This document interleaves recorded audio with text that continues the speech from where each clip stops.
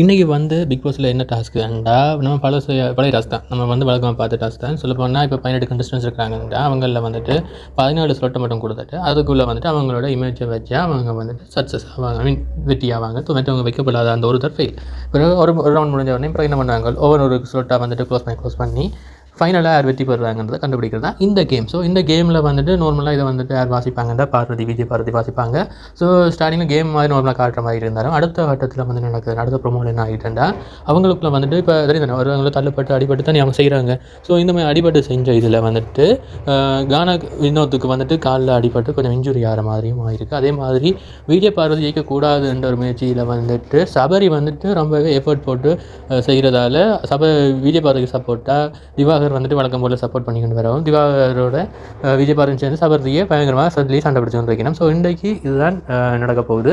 So இதில் வந்துட்டு என்ன நடக்க போகுதுன்றதை நாம் பொறுத்து வந்து பார்ப்போம். Thank you guys.